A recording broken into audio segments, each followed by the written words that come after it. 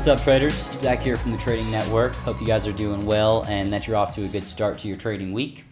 So you guys can see here, I've got another trade plan and another daily market profile recap for you. For those who are not familiar, I release these trade plans every day in our Facebook group for free, which you can find a link to in the description below. And these trade plans are based on market profile for the ES futures market. For those of you who trade NQ as well, we also do release an NQ trade plan that is also based on market profile. And without further ado, let's dive right into the key levels for today. So key levels for today were 36.9150, which was the range high from yesterday's regular trading hours session. Second level was 36.6850, which was the overnight high from the most recent overnight session. Third level was 36.60, which was the point of control from yesterday's session. And last but not least, the fourth major level that I was looking at was the value area low from yesterday, which was 36.49. Now, we did not have any high impact news events that I thought would impact the market drastically, so we can move on to the summary. Now, in the summary, I discussed that overnight inventory is net long in relation to Monday's settlement price. Now, if you look at the market profile chart, we can pull it up real quick. You can see that settlement price is down here at 36.40, and this area highlighted right here is the overnight inventory. This area, actually this entire profile, so this, just to be clear, this is the overnight inventory or the overnight profile or the Globex profile. That's basically all of the price action, price information that has taken place after the end of New York close or after New York close and before New York open. So because the majority of the overnight inventory or the overnight profile was above settlement price, that tells us that overnight inventory is long. Now, when overnight inventory is long, that tells us that the higher probability play is for New York or New York session to fade the overnight inventory or do the opposite of what the overnight inventory does.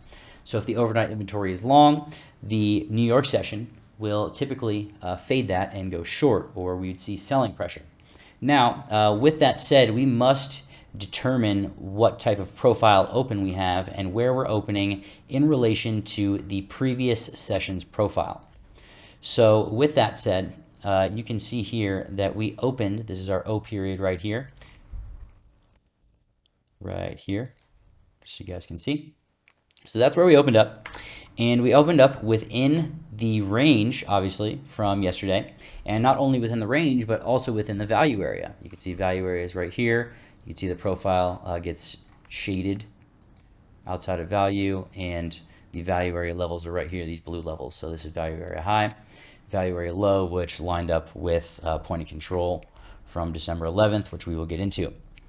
So without going on too much of a tangent there, when we open up inside of previous range and value, that tells us that there is less directional conviction, that there has not been a significant change in conviction from the previous regular trading hour session, and that it's most likely that we range between at least one known level or one known level from a previous recent profile is used as either our high of the day or our low of the day.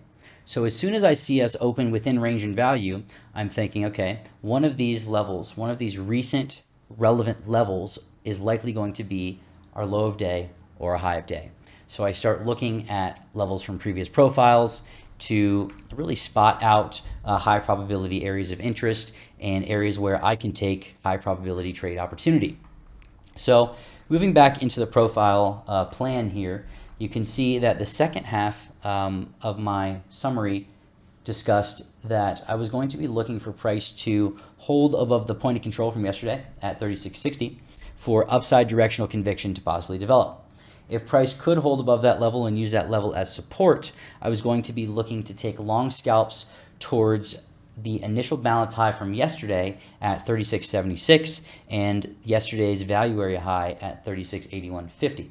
If we could not move and hold above that previous POC at the 36.60 level, I was going to be looking for price action to rotate towards the prior value area low at 36.49. So just going back to the profile real quick, you can see we've got prior value area low right there, 36.49. So this was my my initial downside area that I was looking at if we weren't able to hold 3660 or this area with some conviction. So let's see, I'll pull up my trade plan here on the chart and we'll move through some of the scenarios. So again, just to reiterate, upon open, I was looking to see if this 3660 level could hold and remain as support. If we could hold above that level, I was going to be looking for a move to test yesterday's value area high at 3681. So this is actually a typo. This should say VAH at 3681.50. So on the flip side, if we couldn't hold the 3660 level right here, then I was going to be looking for shorts down to this 3649 level right there. So what we got on open, we got, again, if I zoom in, you can see here's our open. I will highlight this once more. So we opened within previous range and value, and I was looking to see if one of these levels, most specifically this 3660 level, was going to hold the support. So we opened up and we moved upwards in B period. Let me rephrase. We opened up, we moved down in B period, we probed this overnight POC, and then we proceeded to move up. And then when we could not hold this 3660 level, we actually moved down and gave a test of this volume value area low, which coincided with the range high from December 11th. And if we zoom out even more, you can see that this also lined up with this level nicely, an overnight low. So we came down, we basically probed to see if we had interest in higher time frame sellers to push significantly below this level, and the answer was we did not. We could not push really below even the 50 or 51 level. You can see we had a spot here. This is why I have this area highlighted. So we have this POC from December 11th that I was looking at 49.25.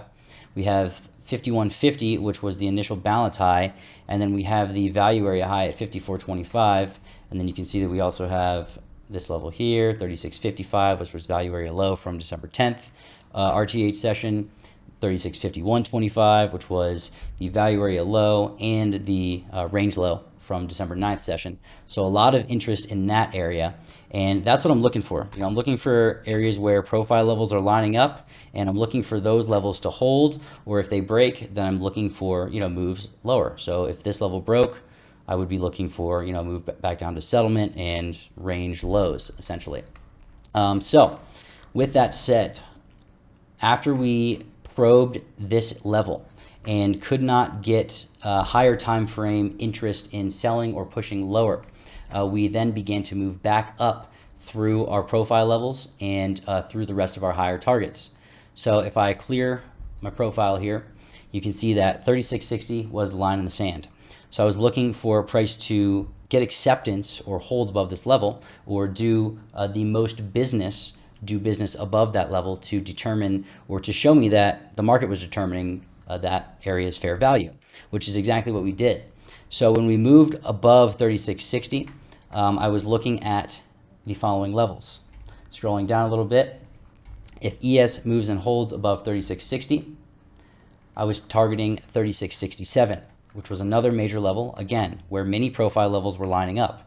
So you can see we have an overnight low lining up with an overnight high. So this is the overnight high from December 10th into the 11th session.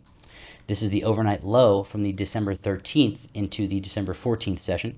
And you can also see we've got initial balance high from December 10th, value area high from December 10th, naked POC at 36.65 from December 9th, and then we have a volume overnight volume point of control right there, that bright cyan line, and then a TPO point of control, this pink line right here. So an exceptional amount of interest in this area right here, really like a 3 or 4 point zone. So that was why I was using this level in particular as my first target. And furthermore, if my thought process was if we could move above the highs, I mean this area right here where we had high, low, and high, if we could move above that area, then it was very, very likely that we were going to be moving back up into these previous profile levels, because there was really fairly weak structure there. We didn't spend a lot of time here. you can see how, just to give you guys an example, like in this overnight profile, this is a nice bell curve. That means that there was good business done and there was acceptance or value found in that area. Now, although this is the value area, we don't really have a pronounced profile. It's quite thin. We don't have a significant amount of prints. We don't have a nice looking bell curve like we do, on a lot of these profiles. It's quite thin. So as I've said many times, I talk about a lot in my videos, when you see thin structure on profiles, look for the market to move back into those areas and repair that poor structure. Market loves to move back to areas where business has been done, and it also needs to move back to areas where there has not been a lot of business done in order to remain efficient. The market must repair those weak areas and that poor structure in order to remain efficient. So always keep that in mind. Now, with that said, the second upside target was my 3673 level. And if I back out a little bit, you can see that 3673 was this nice overnight high from the December 9th into December 10th session, which also lines up with an overnight point of control and an overnight volume point of control right here. So if we're drawing zones, boom, there's another zone for you right there. So that was my third area of interest, my second area of interest and my second upside target. My third area of interest was the 3676.25 level, which you can see right here, and you can also see right there.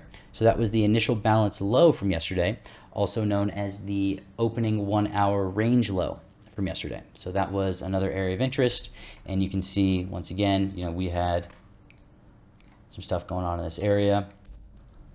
A little bit bigger of a range. I mean, not really, 4 points or something like that. So another zone that I was looking at, and the third upside target that got hit very nicely. Fourth upside target was the 8150 level that we discussed a bit earlier up here. Oops, right here. Monday's value area high. And the 8150 level, I was considering, if we move back above this, you can see that 8150 right here, if we're looking left, boom, lining up with another volume point of control. So that's more confluence there. If we can move, and also this was value area high for the December 13th into 14th overnight session. So if we can move above that level, get acceptance, do business, which is exactly what we're doing right now and what we did towards the end of the day, that's bullish and very good chance we're going to be moving towards those highs, which is again what we did. Now my last upside target was 9150, which is previous regular trading hour session high, and we didn't quite get there. We got within about 3 points, and this should really give you guys a good example of how I can just pick profile levels and use them as kind of dominoes, where if this profile level holds, then I'm looking for a test of this profile level and this profile level, and if this breaks and holds as support, then I'm looking for a test of this profile level, which matches up with other previous profile levels like this, and if that breaks and holds as support, then I'm looking at this and this area and this area, etc.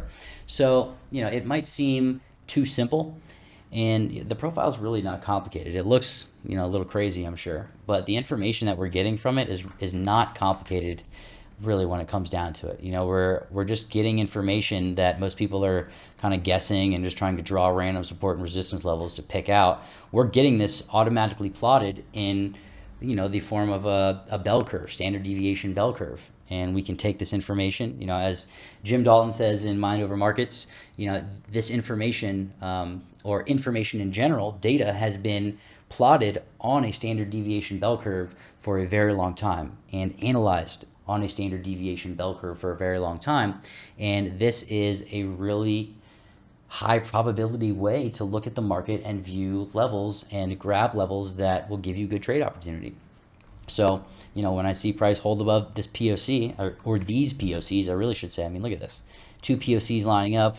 We got another one right here that is confluent with this area right here. So if we move above this, I like a move here. If we move above this, I like a move to this area. And you can really keep it simple. If we move below, then look, we've got a POC hanging out here that also lines up with some other previous profile levels, and you can really eliminate the guesswork and increase your probability significantly when using this information. So with that, I just want to encourage you guys to look into the profile as much as you possibly can. Read Mind Over Markets, read Markets in Profile, read some books by Stottlemyre, and there's a lot of really great stuff out there that'll give you information that a very, very, very small percentage of retail traders even know exists when it comes down to it. And you can really add to your edge when you keep it simple and just use profile levels, profile structure, and opens and things like that to give you strategies and an opportunity. So if you guys are enjoying this content, if you enjoy learning about profile, if you enjoy learning about how I use the profile, etc., please feel free to like and subscribe. It really does make a difference. Furthermore, if you guys are interested in getting these trade plans every single day for free, make sure that you join our free Facebook group in the description below. And in the description below, you can also find access to our website, thetradingnetwork.io, where you can sign up for one-on-one mentorship with me. You can get access to our proprietary indicators. You can also get access to our Fundamentals of Futures Trading course, which is a comprehensive course that goes over multiple strategies to use in varying market environments. And last but not least, you can also get access to our private Discord community where you can watch me and the Trading Network team trade live every day, Monday through Friday, starting at 9:30 a.m. Eastern. Thank you guys so much for being a part of the Trading Network, and I look forward to seeing you all in the next video.